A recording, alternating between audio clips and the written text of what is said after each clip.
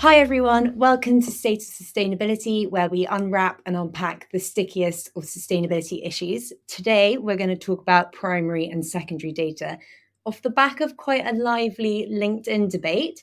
So, for all of those who were included, this is for you.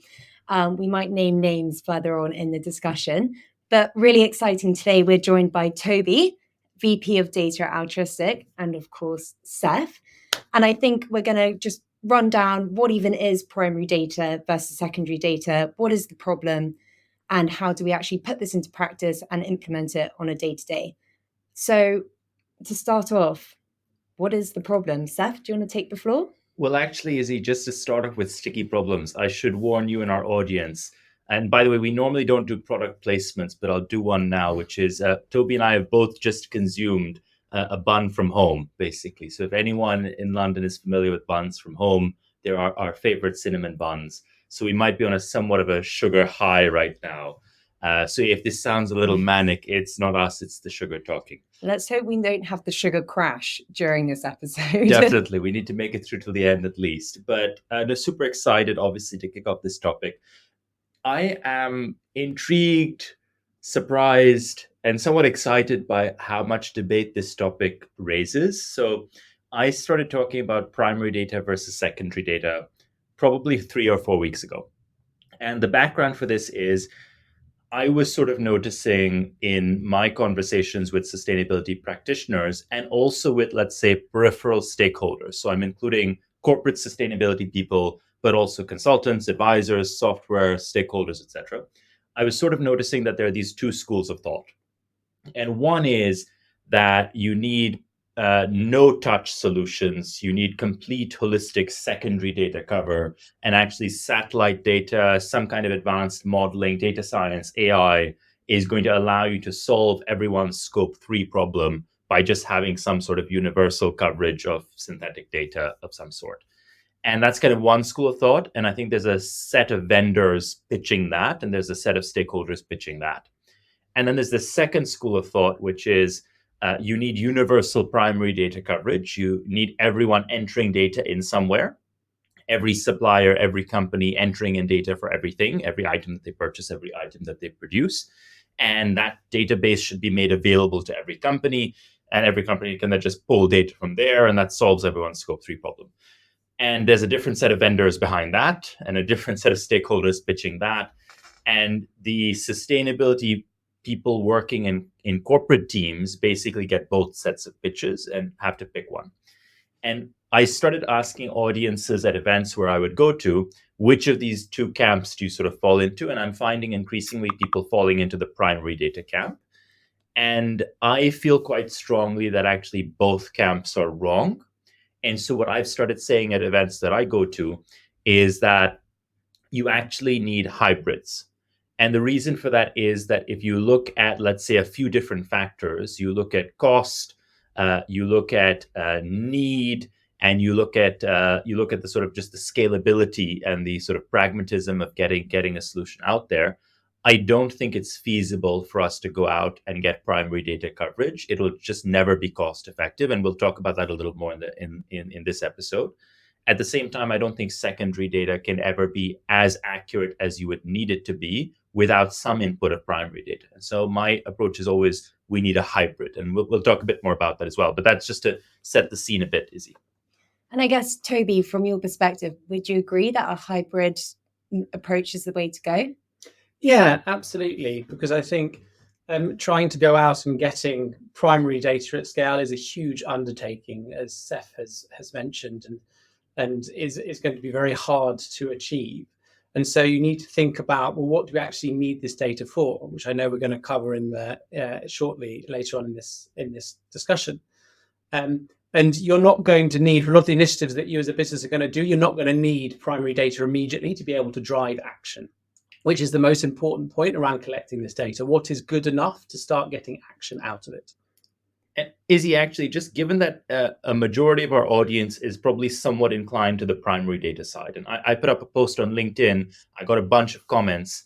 I also got a comment from Martin Stukti, co-founder of Systemic, now co-founder of the Land Banking Group, and was one of my mentors at McKinsey, and offering to wrestle on this topic and kind of championing the primary data side. So this is also my response to that. But I think it's almost worth picking into what we think of as primary data capture.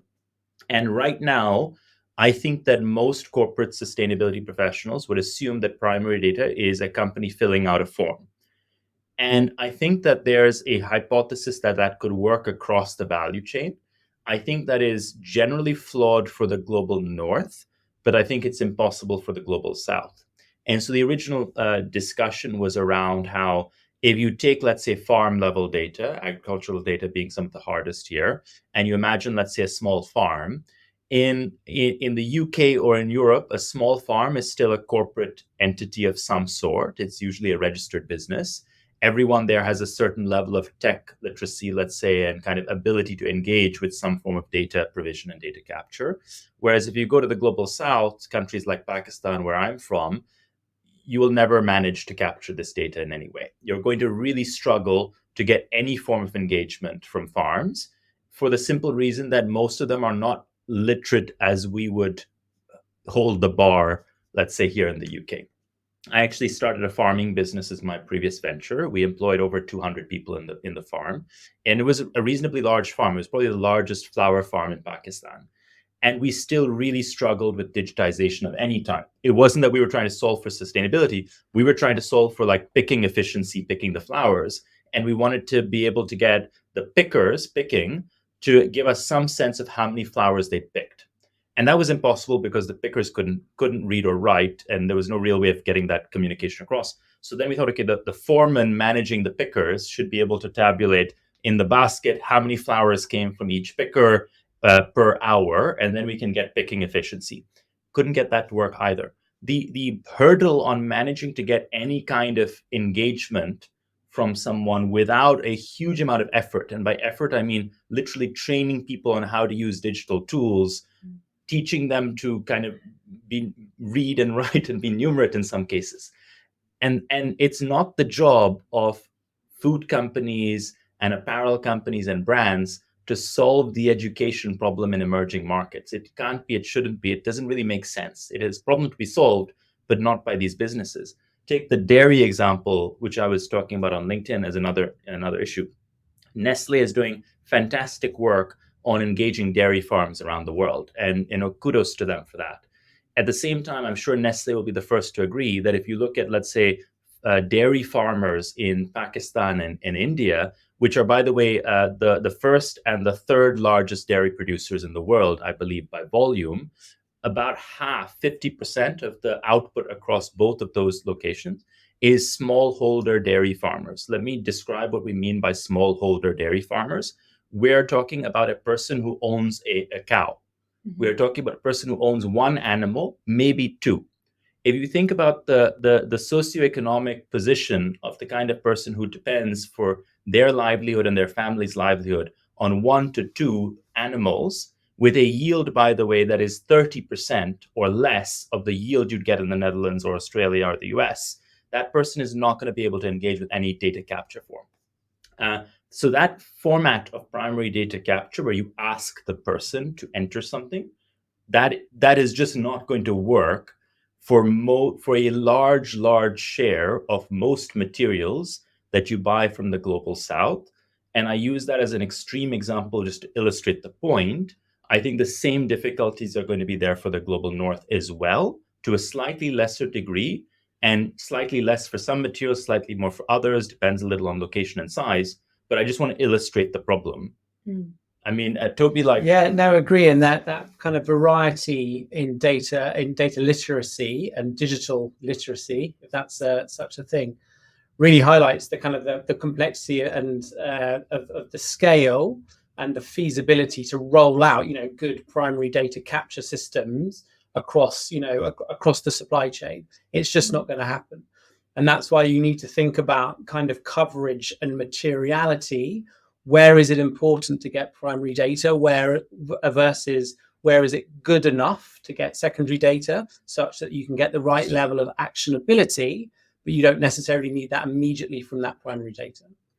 And I think, so we've touched on this, like collecting the data, but it's also trusting the primary data. Toby, do you have any takes on how you do go about implementing some structures around trusting the primary data that you are receiving?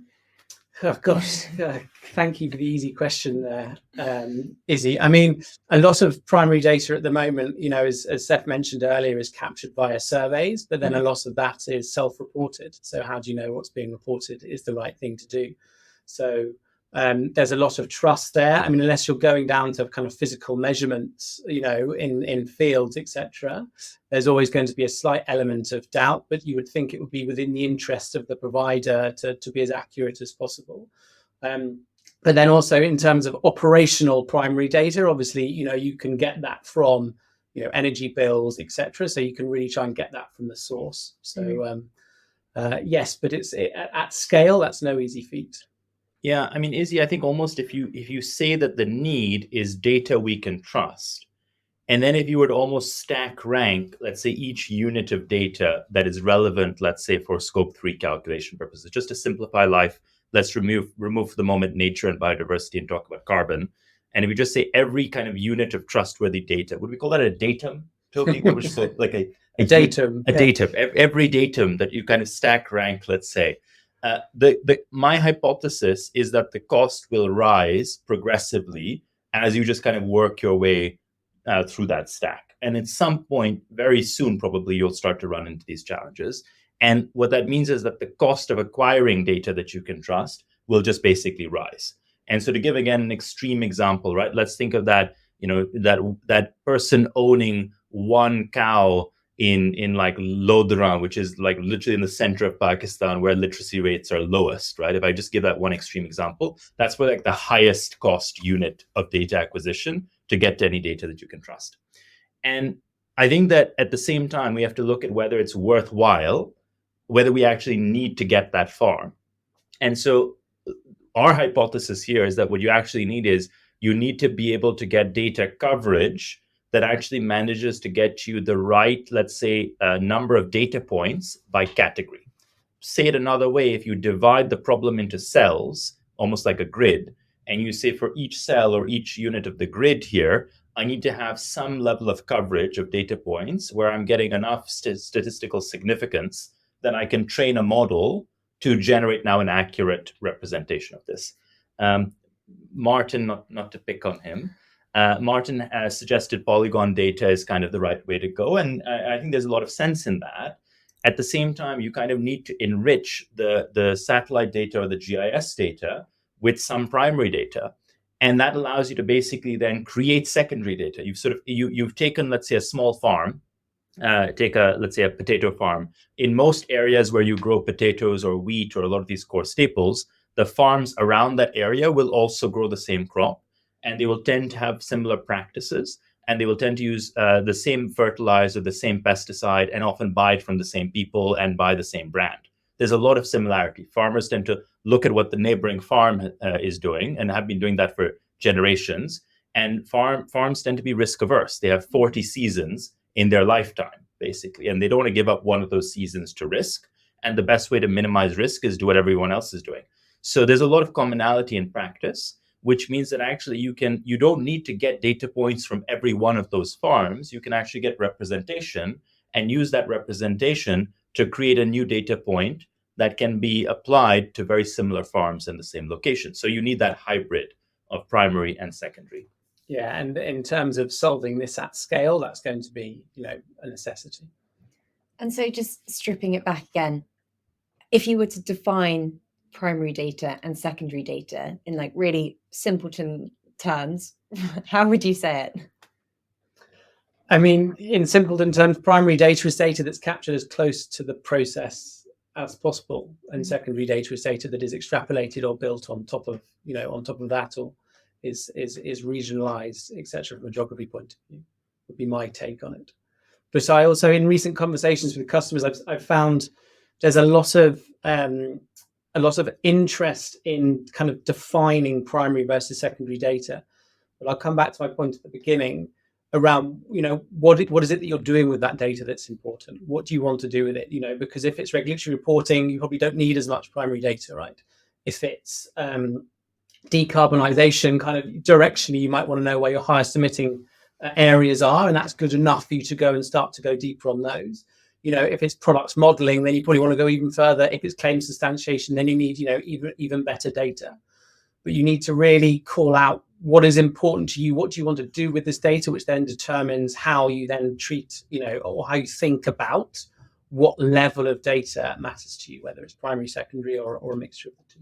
Yeah, Izzy, just to build on that, actually, one of the things that our customers want to do with that data is use it to differentiate between suppliers, not now, but soon, and use it to potentially finance some interventions or pay extra or change the commercial terms with the supplier. So to go back, let's say the potato example, right? They might want to incentivize the potato farmer to use a different type of fertilizer, use a different type of pesticide, follow a different practice.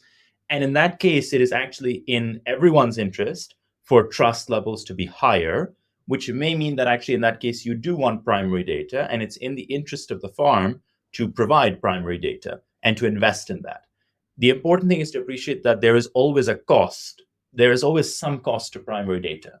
At the very least, it's a time cost, right? It's a resource cost, if not audit and so on, soil testing and so on, right?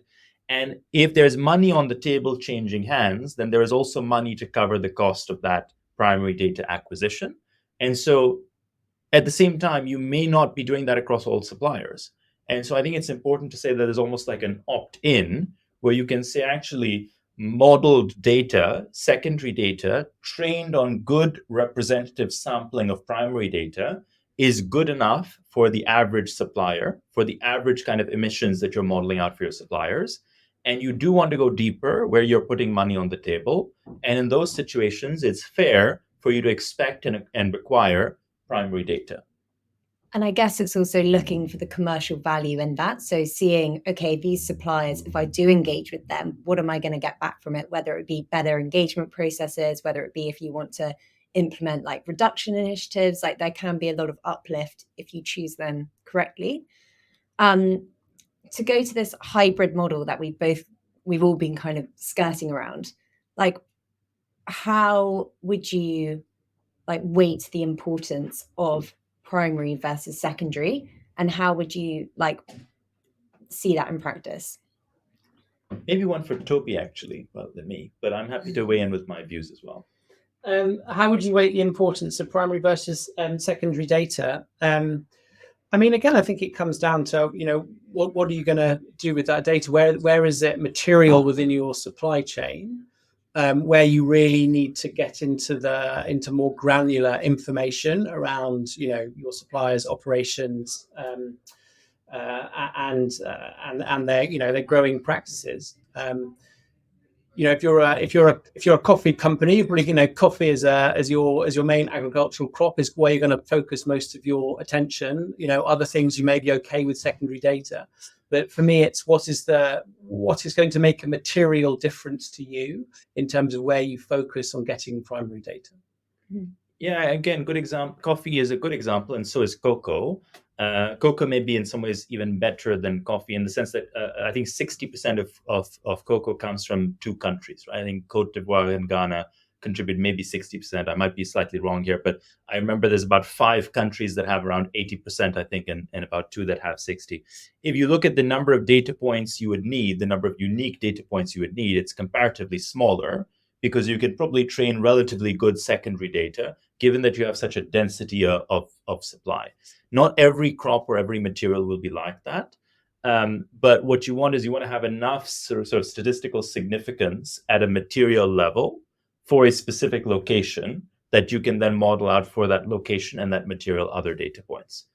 If I had to kind of throw a ballpark guess out there, I actually think that right now we probably have very far under 1% of coverage of good primary data in this space. And the way I think about that is if you look at the largest databases for food and agriculture and you look at the unique emissions factors in those databases, I think you usually find 2,000, 3,000, 4,000 unique emissions factors at material level.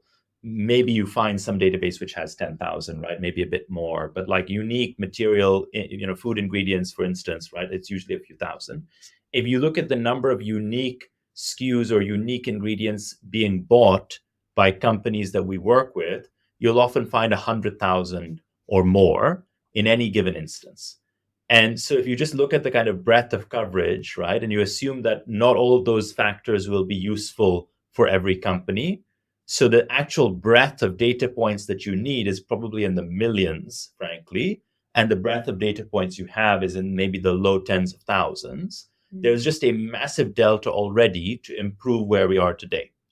And I think it's great for us to go overkill. I think it was Joe Kennedy when he was asked like about his contribution to his son JFK's election campaign, and he said, "I want to know exactly how much this is going to cost because I'm not paying for any landslides." I think it's the same. Let's spend as much money as it takes to get to data that is good enough, and spend the rest on actual change.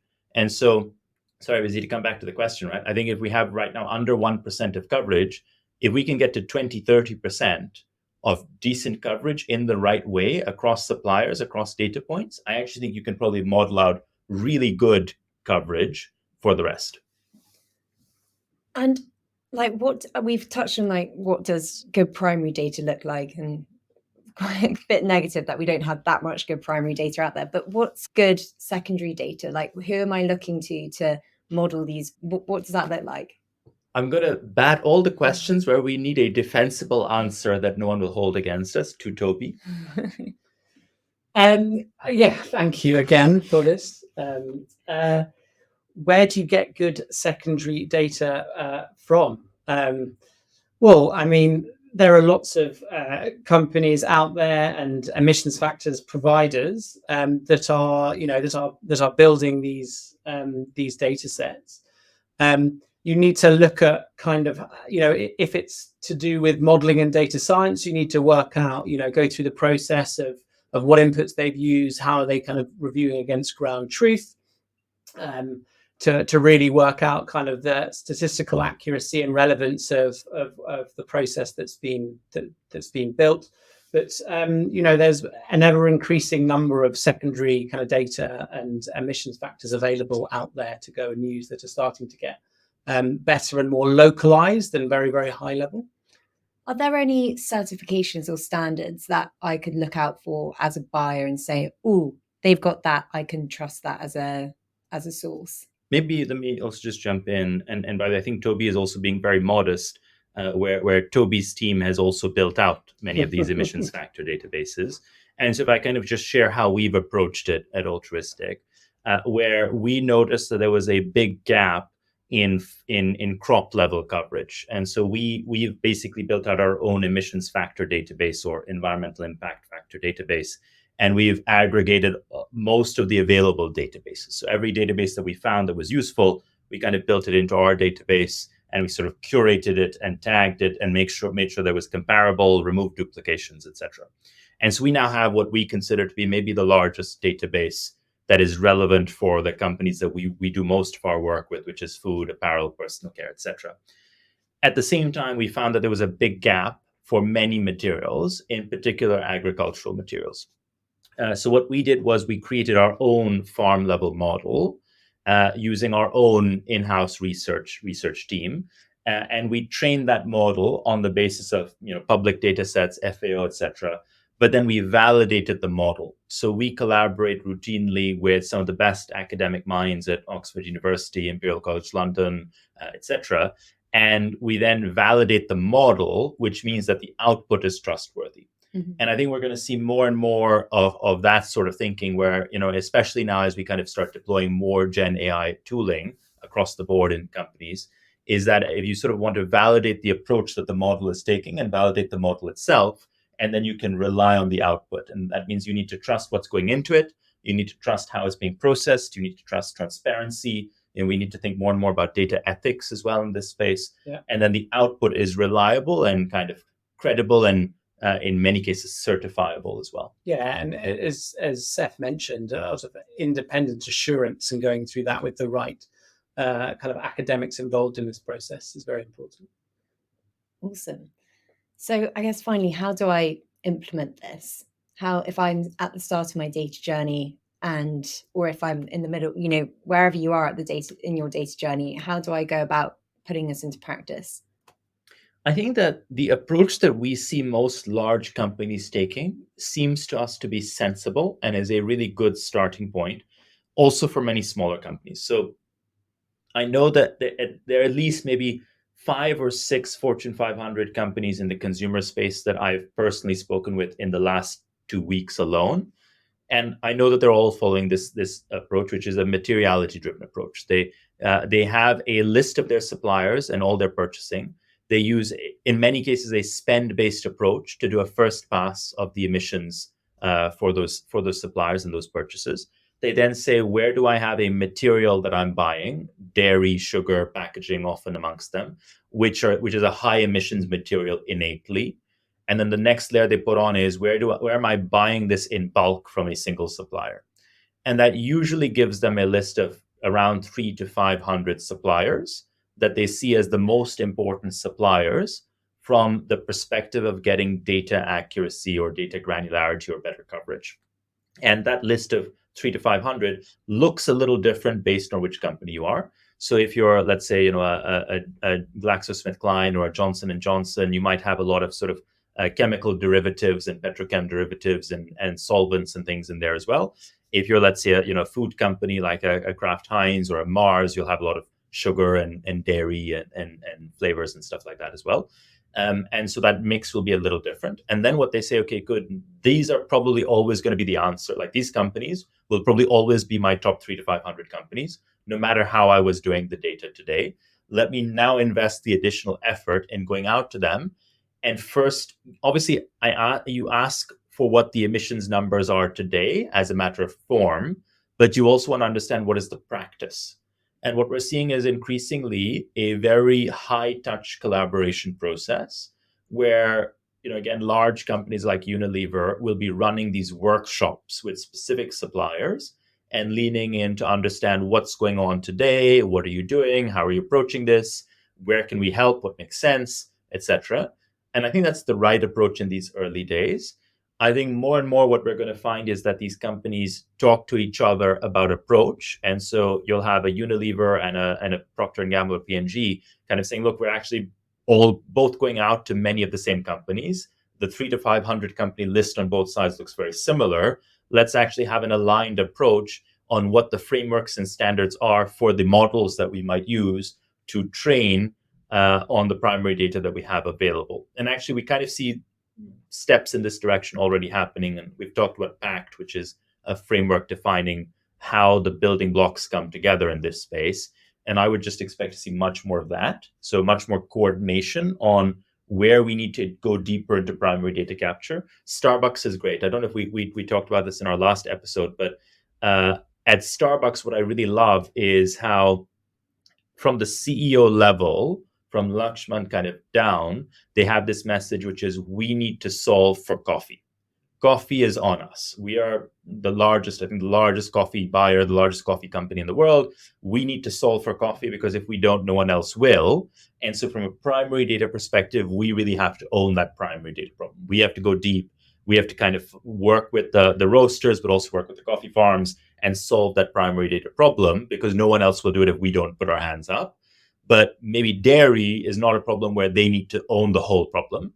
Maybe they can actually go and collaborate with someone else, right? Like actually maybe a Unilever with a big ice cream division buying a lot of dairy can say, okay, we'll put our hands up on dairy and we'll take the load on getting sufficient data points for dairy that we can get really good, credible secondary data off the back of that. And I think that in that way, you can actually have a sort of compartmentalization of the problem where all companies come together and own their piece of the primary data pie and collaborate and align on the standards for the models that use that primary data to generate good secondary data. So I realized it was like a lot. No, and I second that. I really think that this is an industry ecosystem problem for the taking, really, around how do we have a consistent approach to suppliers that all of these companies are all hitting with the same requests to really make the process more efficient and more consistent and easier for suppliers to get to better data. Because if every single organization that works with that supplier is hitting them with the same problem, they're going to kind of get fatigue over this, and it's going to get hard, it's going to get expensive from a resource point of view. So how, as an ecosystem, do we make this kind of standardized for all suppliers, to help them, and the most material suppliers, as Seth mentioned, to help them get to better data, which then benefits the whole system. And I guess for SMEs who don't perhaps own as big a piece of the pie as the larger players, what would you recommend for them? Are there like collaborative initiatives that they can plug into? Or yeah, I'd love your thoughts. Yeah, I mean, we're running one of them, and so we're always open for any companies to reach out that want to be part of that. Where our customers now combined have over 40,000 unique suppliers, and so we'll be running a lot of that for our customers and their suppliers. And so anyone who's, let's say, a material supplier in the food space, like we might be the relevant party. But again, I think the pact, sort of, let's say, collaboration group is a great place to go. I think it's also very useful for suppliers to keep talking to their customers. So we were speaking with the team at AB and Bev, for example, and what they were telling us is that they routinely have this conversation with their suppliers where they ask, "What are you doing today? Who are you speaking with? What are you seeing make sense? What's happening? What are other customers asking you for?" And I think that dialogue is a really helpful dialogue for suppliers to have with their customers. So in the best cases, some suppliers are showing customer A, here are the data requests we're receiving from 5 other customers of ours. You can see what they look like, and you can see what yours looks like, actually, and you can see that they're different. I was at an event with Una at Aldi, and Una's fantastic and is an amazing speaker. And the example Una was giving was from her time at Gap. And she was saying that when they went out to the textile manufacturers, all of the big customers, the Gaps, the Levi's, the others, etc., would all go out separately for like the environmental health and safety stuff. And what it's at some point suppliers start telling them is, one of you tells us that the fire hydrant should be here, like X feet above. The other one says it should be a little to the right, and the other one says it should be a little to the left. And so we're really stuck because we can't make all of you happy. Could you just please talk amongst yourselves and figure out what the right answer is? And, there's a lot of truth in that, right? And the customer only knows that if the supplier tells it to them. Yeah. Are there any final thoughts before I try and do a summary of everything we've just spoken about? No, nothing from me. Thank you. Okay, here we go. So we spoke about primary data and how perhaps it isn't the best approach and it's a bit unrealistic to go full throttle on primary data. And perhaps a hybrid approach would be the better way to go. So using secondary and primary together. We spoke about, what else did we speak about? We spoke about how you make this implementation ready. Yeah. And how you can actually get going and where to get started. We spoke a bit about getting data that is good enough for decision making and what makes it worthwhile to get data that is better, where you actually have then even more accuracy and more reliability, and how there has to be some money on the table for that to make sense. And how this is an industry ecosystem challenge really to be solved, rather than I think a lot of people trying to do it on their own. This can be accelerated and done in a better way, I think, if we all group together and collaborate to solve it together. I think that's a great final note to end on. Thank you, everybody, for listening. As always, please send us any messages with content that you want to see covered. Thank you, Toby, for joining. Thank you, Seth, as always. And please tune into our other episodes, as well as Seth's monthly LinkedIn Lives, where you can ask live questions. Thanks. Thank you so much. Thank you.